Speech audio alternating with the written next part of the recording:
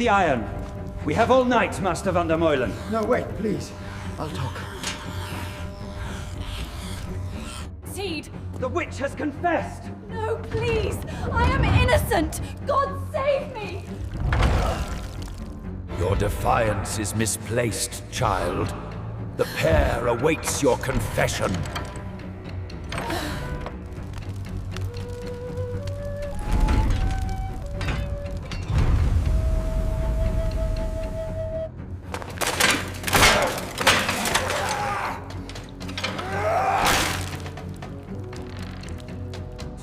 By the authority of the Holy Office, you are hereby ordered to confess your heresies and name your conspirators.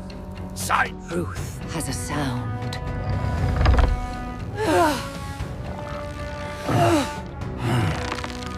Garetha Lenz, by the authority vested in me, you are hereby sentenced to the Iron Coffin's. Turn the wheel. By the gods, it is broken. Steadfast in faith. Light the pyre. Burn her. Our love defies your sacred vows, though priests may frown and kings may... The soul seeks purity through suffocation. Sleep is the ally of sin.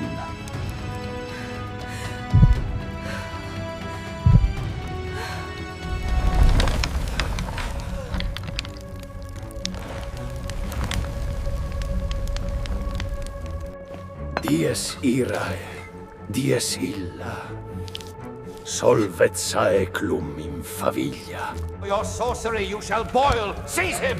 No, please, I beg you! In this final breath, I defy the silence. My words echo beyond the grave. Oh, Blessed Mary, save me! Confess!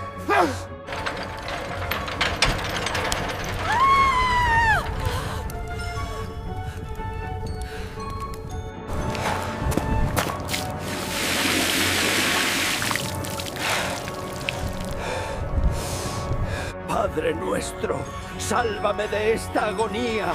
Apiádate de mi alma, Dios mío. The cell was silent except for the sound of scratching.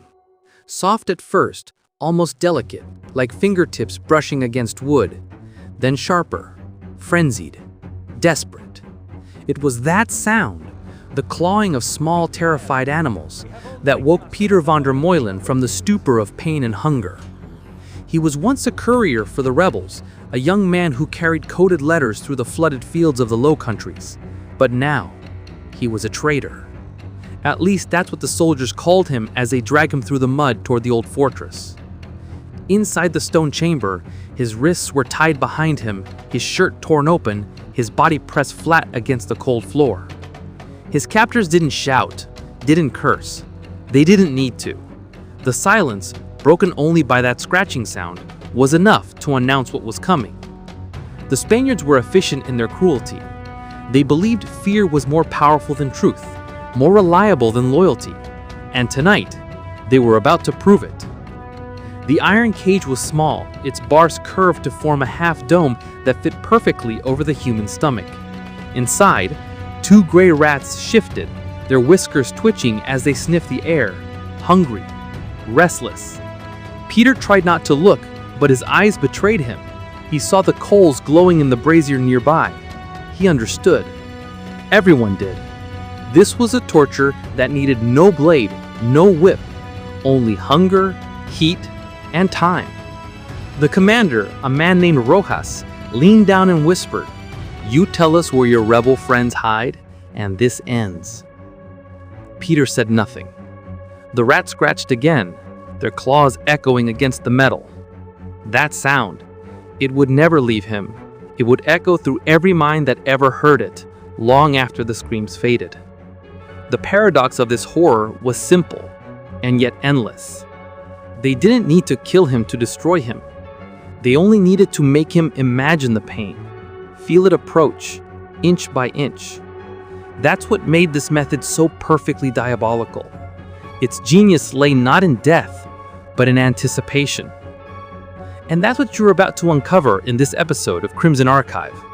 We'll explore how, during the Dutch Revolt, terror itself became an instrument of empire, how the Spanish crown learned to weaponize imagination, and how the human mind can break long before the body ever does. But first, remember this. Every act of cruelty in history began as a policy.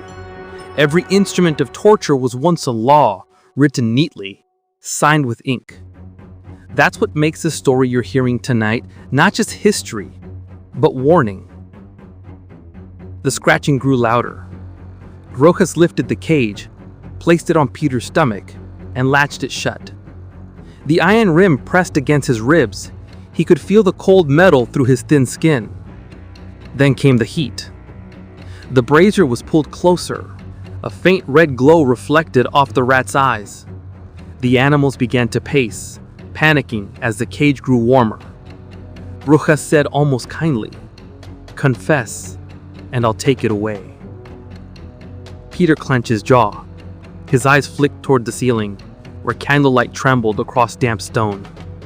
The scratching turned into a frenzy. Scrape, scrape, scrape. Then a new sound. A squeal.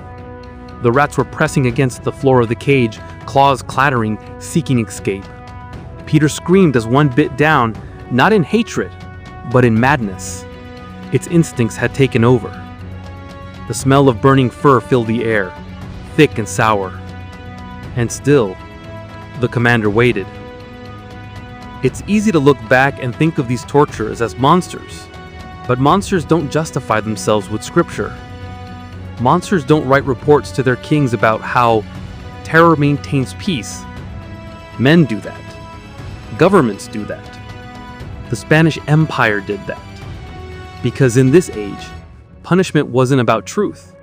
It was about control. Treason was infection, and fear was the cure.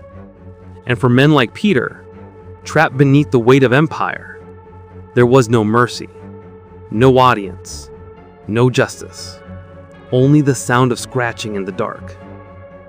That sound wasn't just in the cell. It was everywhere, in the minds of the prisoners waiting their turn, in the dreams of the guards who carried out the orders, in the quiet terror that kept the nation obedient. The cage didn't need to be used on everyone. It only needed to exist. It was the whisper behind every confession, the shadow behind every silence. And that's the secret of the rat torture. Its true weapon was not pain, but imagination. So as you watch this story unfold, remember, you are not just looking at one man's torment. You are witnessing how an empire ruled through the mind, how power learned to make fear crawl beneath the skin. Subscribe to Crimson Archive if you believe history's darkest corners deserve to be seen, not forgotten. Because in the silence of forgotten pain, even after cruelty Peter's grows screams again. faded into raw sobs, And the somewhere, rats continued their in frenzied that scrabbling, silence, claws clinking you can against still hear iron, it. teeth gnawing at flesh, The scratching. desperate for escape, and the soldiers watched. That was the true ritual of power, not merely inflicting pain, but forcing others to witness it. Outside, the air of the Low Countries was thick with the smell of peat and smoke, but inside those damp fortresses, it was the scent of singed hair and fear that ruled, a smell that lingered long after the fire went out. That same smell of human terror clung to the uniforms of the inquisitors, the pages of their ledgers, the cold walls of their cells. It's easy to imagine torture as chaos, but this was not chaos. It was order. Every act was written, signed, authorized. Each confession neatly recorded, stamped with a seal. To understand this cruelty, you must understand who demanded it. The Dutch Revolt wasn't simply a war of rebellion, it was a moral purge. To the Spanish Empire, these rebels weren't patriots fighting for liberty. They were heretics, rats in human form. And so, what better punishment than one that turned the metaphor literal? In Madrid, theologians spoke of cleansing the soul through suffering. In Antwerp, that translated into cages, brands, and heat. The rat torture wasn't invented to extract truth. It was invented to demonstrate dominance. The The soldiers who administered it didn't act out of bloodlust, they acted out of procedure. They filled out their reports, they quoted scripture, and they believed deeply that fear could bring order to a chaotic world. Inquisition records describe the method clinically. A small cage containing 2 or 3 rodents shall be placed upon the prisoner's abdomen. The cage shall then be heated from above, compelling the creatures to dig their way to freedom through the flesh. Freedom. That was the word used. Freedom. The rats were being set free while the man beneath them was reduced to a vessel of terror. The heat was applied gradually, a test of endurance for both man and animal. At first, the rats scratched in confusion. Then panic set in. Their claws tore through fabric, then skin. When one found soft flesh, the other followed. The body became a labyrinth, a way out. But this wasn't merely about bodily pain, it was about submission of the will. The captors understood something chillingly modern. You don't need to break bones to break obedience. You only need to convince the mind that pain is inevitable, unstoppable, infinite. That's why some prisoners confessed before the brazier was ever lit. They saw the cage, heard the scratching, smelled the heat, and the mind collapsed long before the body did. One record tells of a woman, a suspected courier like Peter, who confessed instantly. Not because she was guilty, but because she couldn't bear to hear the rat's claws scraping the metal lid. Even the sound became a weapon. That scratching, it echoed through every interrogation chamber in the Low Countries, haunting the corridors of memory.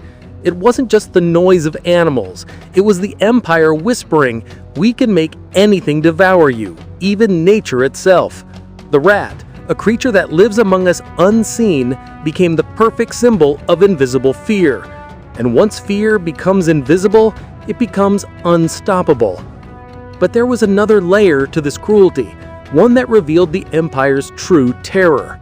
The Spanish weren't just trying to punish rebellion, they were trying to erase the very idea of defiance. Treason in their minds wasn't a crime of action, but of thought. So they attacked thought itself through the senses, through the nerves, through the very sound of scratching that seemed to crawl inside the skull. The rat cage was never about rats. It was about control. Rojas, the commander who oversaw these tortures, was no madman. He was an administrator, a bureaucrat of pain. His reports to Madrid spoke of success in pacification and exemplary confessions. His language was clean, sterile, no mention of blood, no mention of screams, only efficiency. That's what makes this method so terrifying. It was never a crime of passion, it was policy. And if policy can make a man tear himself apart to escape pain, what can't it justify? The torture of Peter van der Merlen was just one among hundreds, yet his case became whispered legend among rebels. They said he didn't confess, that he stared at Rojas until his dying breath. No one knows if it's true, but sometimes defiance becomes myth precisely because truth cannot survive. What is certain is this. By morning, the cell was silent. The brazier was cold. The rats were gone, and in the fortress logbook beneath a line of ink and wax, a single note was written. Subject expired. But the sound remained, in the walls, in the memory of those who heard it. Scratching. Always scratching. It was the Empire's heartbeat. And in the next chapter of the story, you'll see how that heartbeat, how that fear spread far beyond one dungeon, infecting cities, faiths, and generations. Because once a government learns it can control minds through pain, it never forgets. The scratching becomes doctrine, the cage becomes law, and the silence that follows becomes obedience. The fortress at Breda was abandoned decades later.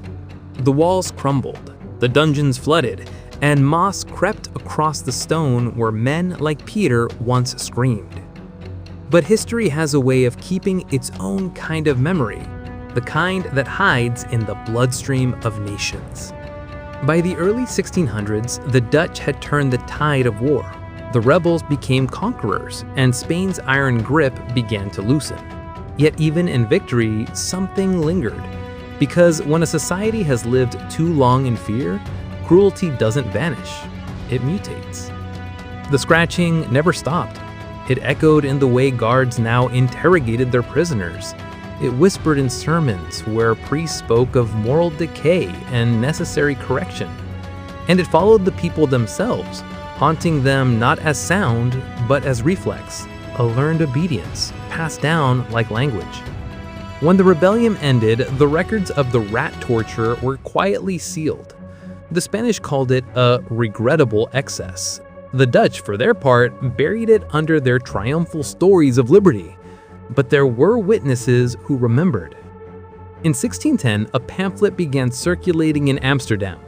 Unsigned, written in trembling script, it described the cages, the rats, the heat, and the cries of those who confessed to crimes they never committed. It didn't use names. It didn't need to. Everyone knew what it referred to. And then came the shock, one that the empire could not erase.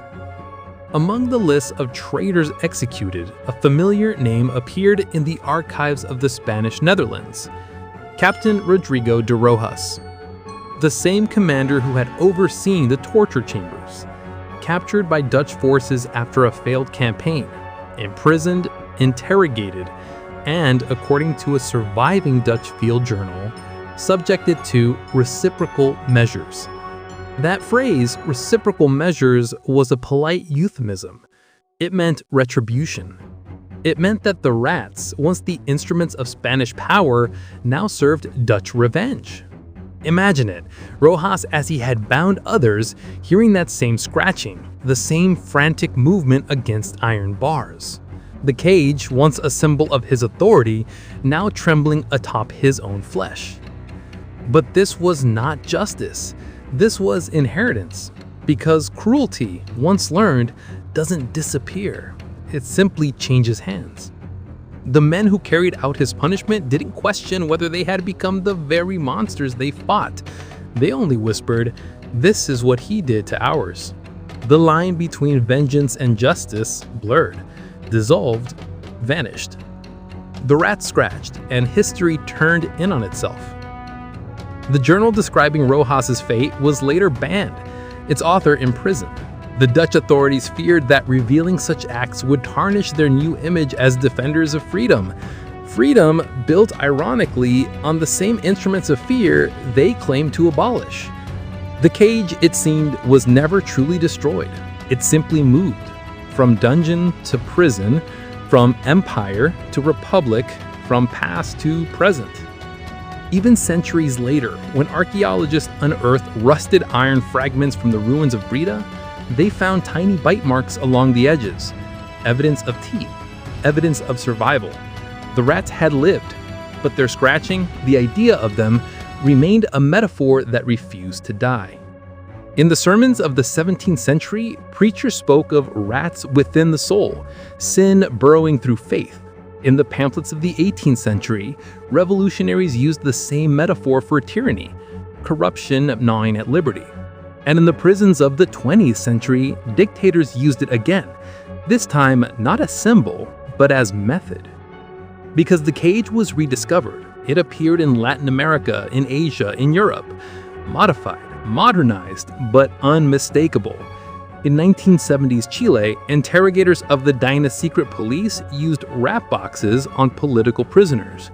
In Romania, during Ceausescu's rule, survivors described being locked in dark cells with starved animals. Each time, the same logic returned. Pain isn't the goal, fear is. That's the true horror of what began during the Dutch Revolt. It was the birth of psychological torture, a system that doesn't need fire or steel, only the imagination. The scratching became something greater than sound. It became the pulse of power. Because power doesn't just demand obedience, it demands that you imagine what disobedience would cost. And so, centuries after Peter's death, his torment lived on, not in bones or ashes, but in blueprints, doctrines, and policies. That's the greatest shock of all. The cage didn't die with empire. It survived through civilization. Rojas's death, his screaming mirror image of what he inflicted, should have ended it. But instead, it proved the cycle complete.